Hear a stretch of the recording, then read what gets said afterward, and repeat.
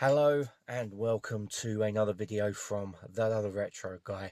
Welcome back to the channel. I hope you all had a fantastic new year, and I hope you all had some great celebrations and that you were safe.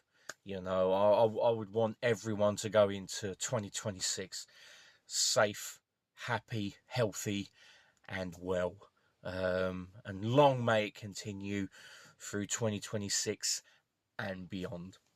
So, for this first video, I wanted to do basically my favourite releases, 4K releases of 2025. I know Nigel from Rock God 2004, he's already done his. I'll leave a link to his channel below. And also Alan Meggs of Physical Media Lives, he's done his favourite 4K releases of 2025. I'll leave a link to his channel below as well. Both fantastic videos, and I urge you to go along and give them a watch. Nigel's in particular because he's done a top 10. I'm not going to do a top 10. I'm just literally going to do my favourite releases of last year. And I hope that, you know, you enjoy it as much as I do talking about it, because I love talking about movies. I love talking about games. In fact, I've got a game related unboxing and review coming soon of a recently released title from Kai Magazine Software called Death and Bullets. I'll be doing, as I say, I'll be doing that one very, very soon. But yeah, I've got a selection of titles here that I picked up throughout 2025, and as I say, I hope you enjoy the video as much as I'm going to talking about it. So the first one that we're gonna look back at is, of course, Hammer's The Curse of Frankenstein. Now, when this was announced, I jumped on it straight away. It is a fantastic set. The film is absolutely brilliant, with Peter Cushing playing Victor Frankenstein and Christopher Lee as the monster. A rare evil character for Peter Cushing to play. Of course, he would go on to play an evil role in, I think it was Corruption, many years later, and then obviously Grand Moff Tarkin in the original Star Wars from 1977. But here he's on top form in a brilliant Hammer film, and one that I can't recommend enough. Even my eldest nephew, has picked this up as well. I'm certain he's picked it up. Either that or he's in the process of trying to pick it up, because he's been getting into these Hammer films as well. And as I say, I can't recommend this film enough. Fantastic restoration, fantastic film all round. So that is my first pick of the best physical media releases of 2025. Now, the second one, again, this is in no particular order. I'm just going to literally grab them and just basically just show them. The next one is one that I don't actually have to hand, and it is Lethal Weapon. I'll leave a picture up there. Overall, the film is a brilliant film. The fact that it's got the director's cut with it as well just makes it even sweeter. As much as I do love the theatrical version, I find that the director's cut just gives it a bit more oomph. You know, I know a few people will probably disagree with me, but I do like that the extra scenes add a little bit more weight to Riggs's character. You know, there's one scene in particular where he goes up to a hooker, he pays her $100, but it's not for anything naughty, it's for just companionship, because he misses his wife still, and he just wants someone there just to keep him company, because he's a very lonely person. That gives his character, as I say, it gives it much more depth, you know, and I think it adds to the film. The set overall, it's not a good set. I mean, mainly the spot glossing on the eyes just makes Mel Gibson and Danny Glover look sinister as fuck, and the steelbook leaves a lot to be desired. But the transfer on both the theatrical and the director's cut are absolutely fantastic, and it sounds out of this world.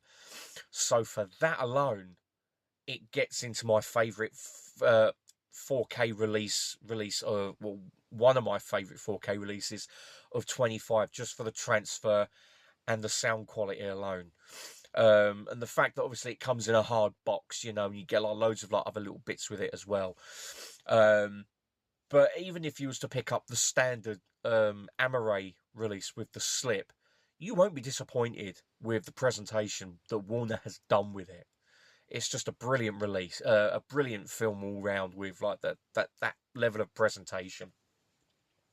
And the next one, speaking of presentation, it's a film I've been eagerly awaiting on 4K for ages, and it's a film that sadly we still do not have on either DVD, Blu-ray or 4K in this country, and it's a damn shame.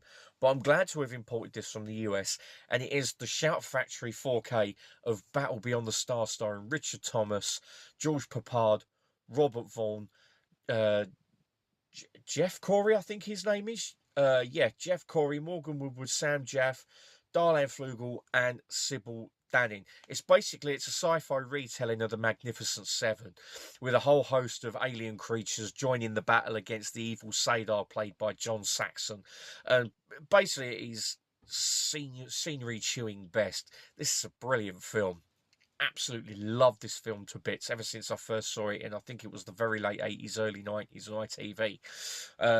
Yeah, the special effects still hold up incredibly well, considering that all the set decoration was done by one James Cameron. You know, yeah, the 4K is really nice, really nice presentation. I don't actually think this has got. It's in HDR. It's in HDR. Sadly, oh, it does have Dolby Vision. It does. I've just seen it at the bottom here, but it doesn't have Dolby Atmos, which would have been good for like on board the ship and like all the space scenes and all that. It is a shame, but with Dolby Vision, it does enhance it. It's a cracking transfer. And it's a brilliant film, and it's only on for about 100 minutes. 100 minutes, I do believe. Let's have a look. 104 minutes. So yeah, to me that was well worth picking up, and that is my third pick for, you know, one of my favourite 4K releases of 25. Now, the next one is the first of the Arrow releases. And the reason why I picked this one is because I love the film anyway. I've always been a huge Cannon fan. And for this, it's even got the TV cut on there as well, which does add a little bit to the film. And it is Cobra, starring Sylvester Stallone, Bridget Nielsen, Rennie Santoni, I think it is. Yeah, Rennie Santoni, and also Brian Thompson. And it's also got Art LeFleur as well. You may remember from Zone Troopers and the 1988 remake of The Blob. I love this film. I really do love this film. It's basically, to me, it's a what if Paramount had said to him, right, do your version of Beverly Hills Cop. This is it. I love Beverly Hills Cop anyway, but this is a nice alternative. You know, it's just full of action, some good one-liners. You know, a load of people have said that they don't like it. For me, it's a firm Canon favourite. I'll always adore it. And this 4K is absolutely phenomenal. Even the TV cut in like standard definition, it looks brilliant. Amazingly, it looks absolutely brilliant. The amount, it looks like they've actually restored it as much as they could, or they've upscaled it, but it looks really nice and crisp and clear. And that's the version that I watched. I did take a quick peek at the 4K of the theatrical, and even that looks absolutely fantastic. And it's in Dolby Vision as well, which is really nice. You got mono, like 2-channel audio, 4-channel audio, and you got 5.1 as well. I think 2 channels for the TV cut. I think, yeah, I think so anyway. But anyway, this was a must buy, and this easily fits into my best of 25 without a shadow of a doubt. Now, the next one was a first time watch this year. In fact, the original 68 version was a first time watch this year. But as soon as this was announced, because I picked up the German Blu-ray, I thought, you know what? if I'm going to go big on this, I'm going to go all out. And it is Night of the Living Dead 90, directed by Tom Savini and starring Tony Todd. The late Tony Todd, sorry, should I say. We tragically and very sadly lost due to cancer. Fuck cancer. In 25. But yeah, I loved watching this. The restoration on it is, again, it's second to none. It's really awesome picture, really crisp sound, and I had a lot of fun with it. And the fact that we got the steelbook of this is, well, it's absolutely fantastic. You know, I love this film. I really do. I think, although I do like the 68 version, I prefer this one a bit more. I don't know what it is. I just prefer this one a little bit more. But that's not to take anything away from the 68 one. But this is a fantastic release. You know, I know people will turn around and say, oh, why have you, like, you know, picked it? But, hey, it's my best of 25. So, you know, that's got to go in there. And the next one is another Arrow release. And it's a film that I'd only actually seen for the second time. And it is Return of the Living Dead. I've never seen a more downbeat ending in all my life. I'm not going to give it away if you haven't seen it. But this, I first saw this, I think it was on Netflix many years ago. And I did pick up the Walmart exclusive cover art Blu-ray. I think it was from MGM themselves.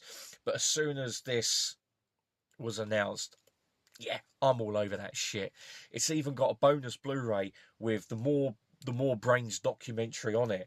I think it's about 2 hours long. And plus, you also get on it Return of the Living Dead in 3 minutes as well. So that'd be quite fun. It'll probably be, hey, fuck you, bang, end. That's it. I haven't seen that yet, but I'm quite intrigued. But no, this was a great restoration. Absolutely fun time. I enjoyed revisiting it. I think it's one of those films that I can only watch every now and again to keep it nice and fresh in my mind, you know. But yeah, this was a great film. Plus, it's a little bit of TNA in there as well for people who like that sort of thing. Yeah, this was a no-brainer. Yeah, I've literally just got the pun. I didn't even mean to come out with that, but still, this was a fun film. And it was a must on 4K. And yes, it does deserve a place in my best of 25. As does the next one, which I think I would have to say is my favourite release from 25. Easily. It is possibly one of the greatest cop films ever made, if not the greatest. Starring Clint Eastwood as Harry Callahan. It's the original Dirty Harry, with Andy Robinson as Scorpio. Again, Ray Santoni as his partner. Can't remember his name. And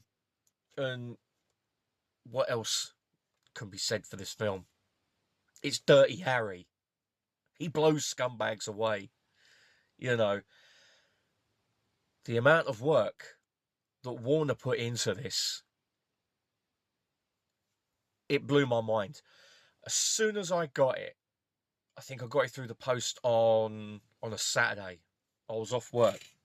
It came through the door. I bunged it straight on.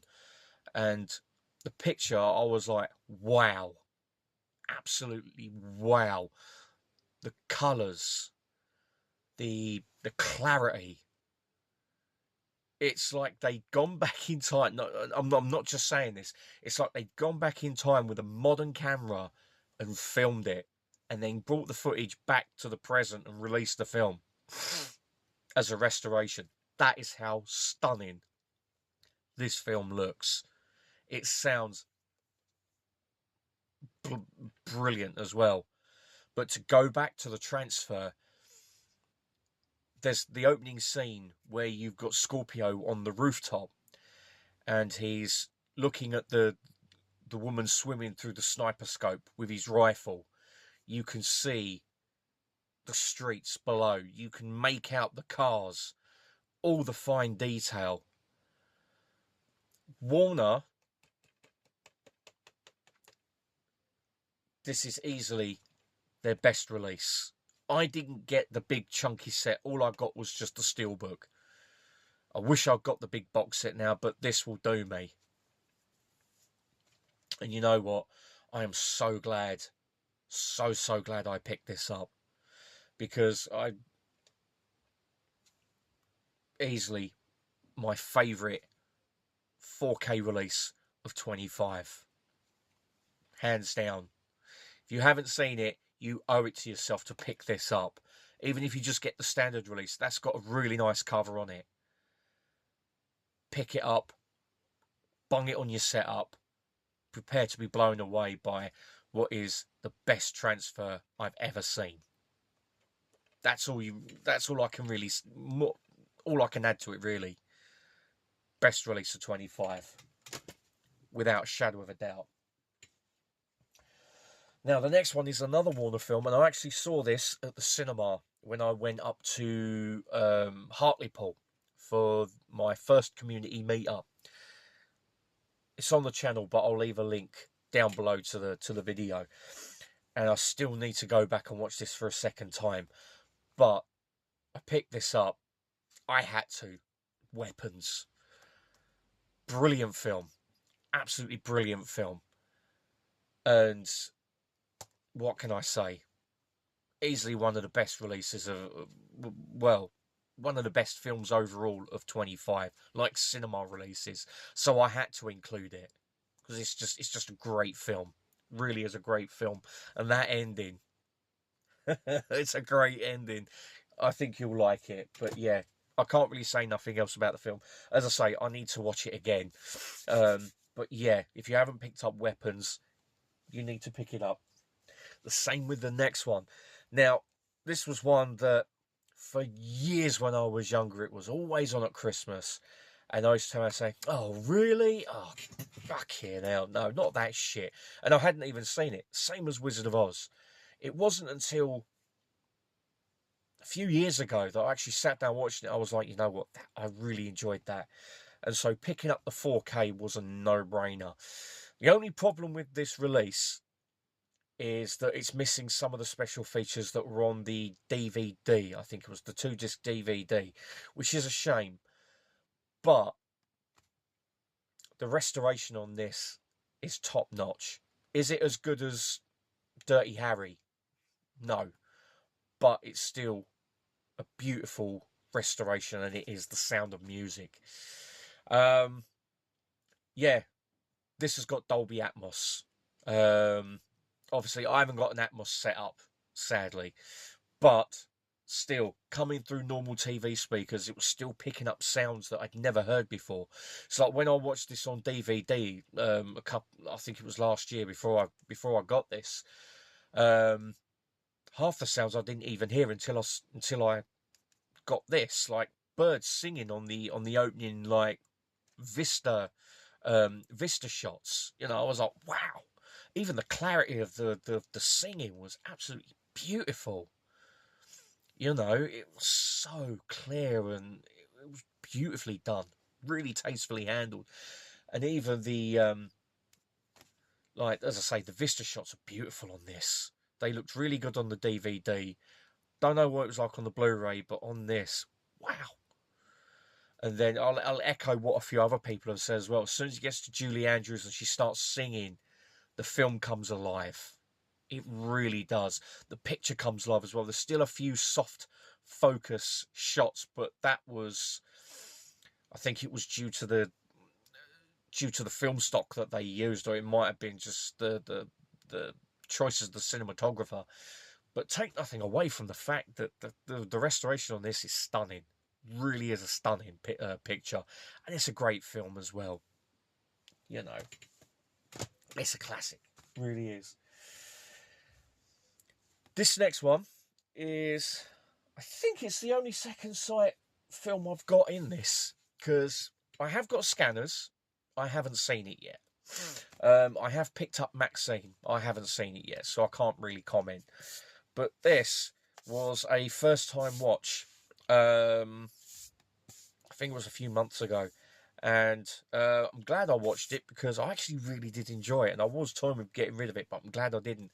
And it is David Cronenberg's The Brood, starring Samantha Eggar and Oliver Reed. This is a great film.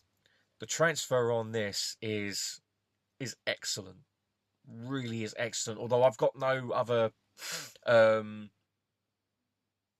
physical media references, like I don't know what the DVD or the Blu-ray was like. Um, but this looked absolutely stunning. Well, not stunning, but excellent. You know, especially for a film from what, 1981, 1980, might have even been 1979. I think, I don't know, but yeah, great film, excellent transfer. Sound was good as well, and there's a load of goodies that you get with this. You know, I mean, Second Sight did release some really, really good chunky sets last year, especially like Innkeepers. You know, but this was a must buy. Yeah, actually, it was a blind buy for me. You know, so I wanted to get into more David Cronenberg stuff, and I'm glad I did. It was an excellent film, excellent transfer. So the next one is another steelbook, and it's the first of two movies in the same series. I've always been a fan of this film ever since I saw it when I was a kid. You know, because the whole point of this channel is retro games and computers on there. So I love computers. I love PC gaming and all this, that, and the other. So I've always loved this, and it's Tron. The steelbook is gorgeous. I think there's a little bit of glossing, I think, or it might just be like, I don't know what you call it. The transfer on this, again, is stunning.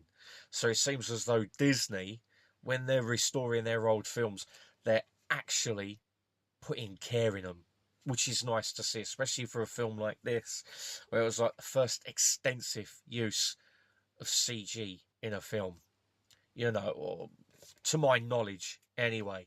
But yeah, this is one of my favourite films. So to get it on Steelbook 4K, it was a no-brainer. And as I say, the restoration, the sound quality is excellent again. Really is good. And I can't wait to delve back into this. And it's the same for the next one, which is the follow-up, Tron Legacy. Now, this hasn't got the 3D version on it, sadly. All it's got is just the 4K and the Blu-ray. I do have the set from the US, which has got 5 discs. It's got, I think it's 3D Blu-ray of Tron Legacy, Blu-ray of Tron Legacy, Blu-ray of Tron, I think it's DVD of Tron, and the DVD copy of Legacy, or something like that anyway. It might be like a second DVD full of like bonus features, Blu-ray of bonus features for, like, you know, the first Tron film. But still, this has never looked better. Really hasn't looked better. It's, again, I know I've used it quite a few times, but it's a stunning restoration that they've done on this. It's a shame that they couldn't sort out the de-aging process of Jeff Bridges when he's playing Clue, as that does stand out a little bit. It didn't back in the Blu-ray days, but on this, it does stand out a bit. And that's the sad thing about it. But take nothing away from the fact that this is an excellent transfer, you know, and it's a film that, and obviously with the original Tron, that people have been clambering for ages on 4K, and now it's here. I'm so glad it is, because, again, it's a great film. I love this. So to have them both on 4K is like, you know. Now, the next one is actually 3 films. The box sets are nice sets, but the ones that I got through, for a couple of them, they were a little bit damaged. but I'm not going to let anything take away from that. And it is the Back to the Future trilogy. These would have cost 150 quid. I didn't pay that. I paid less than that. I paid a lot less than that. I think I paid about 100 in total for all three of these from Amazon Germany. And on the back of number 3, you've got their hats, the cowboy hats. On the back of 2, you've got the Chips from Biff's Pleasure Paradise, and on the back of number 1, you have got Marty's guitar, and also a little bit of crease in there from when there was damage in transit. But all 3 have nice spot glossing of the titles, also on there as well, and on the top. And yeah, the restorations on these. Is it any different from the original 4K set? I don't think so. I think it's the same discs. Certain it is. But that being said, the discs in the original box set, all 3 pictures and soundtracks were amazing.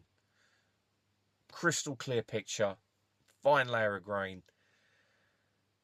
lovely soundtracks, nice and clear dialogue, punchy sound effects, great music tracks, and these are exactly the same. So I can't really fault nothing on these. These are still a great trilogy, and they look great on 4K. Now, the last one, should I say the last 3? These 3 are films that I'd never seen before until last year. When these were announced, I was like, yeah, I'm picking them up. I'm going to finally give them a go. And what better way to watch these films than on 4K? And it is the Dollars trilogy. Fistful, for a few, Good, Bad, Ugly. The quintessential spaghetti western trilogy, starring Clint Eastwood, Lee Van Cleef, especially in this one, and Eli Wallach, with the other 2 in this one as well. The transfers on all 3 are basically they're up to the standard that Arrow always set themselves. Soundtracks are still just as punchy as ever, and well, there's nothing else I can really add to it. They're just 3 classic spaghetti westerns which I thoroughly enjoyed for first-time viewings, and I enjoyed them a hell of a lot more because the transfers were stunning. Absolute exquisite transfers. But which one of these is my favourite? I think I'm going to have to go for a few dollars more. Thinking about it, I did say that The Good, the Bad and the Ugly was my favourite, but it's near enough 2 hours 50 minutes long, so it's a hell of a long film. I know The Sound of Music is 2 hours 54, but it zips by. That, as I say, it's a fantastic film, but it does seem to drag a little bit. But that's not the fault of the film. That's not the fault of the film whatsoever. It's because I'm still trying to get into westerns, or watch a lot more westerns. Sorry, should I say, not get into them more. Because I've got into westerns, I'm just trying to watch a lot more of them. I mean, especially like the spaghetti ones as well. But yeah, I would have to say for a few dollars more is my favourite. But take nothing away from the fact that all 3 films are amazing films. And I want to add another one that I haven't got to hand at the moment, and it is the Arrow restoration of Outland. I love the film anyway. Sean Connery plays an excellent... Well, he's a cop. He's a cop on the mining moon of Io, on an installation done by Con Am, and it's basically like a science fiction version of High Noon, starring Gary Cooper and Grace Kelly. But the restoration that Arrow have done, it's flawless. Absolutely flawless. I can't remember the soundtrack on it. I can't remember if it's the original stereo mono or 5.1 or whatever. It does sound good, but it looks amazing. And it's definitely up there as one of the best 4K releases of last year. Easily. So with that said, can I do a top 10?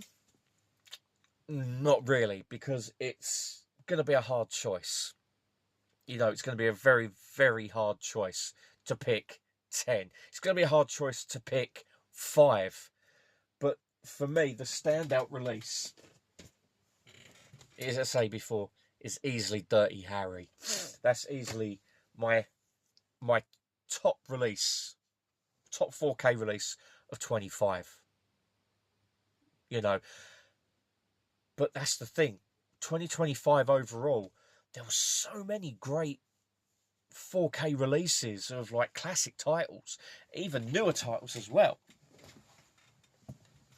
And for people to keep turning around saying that physical media is dying, I say bollocks.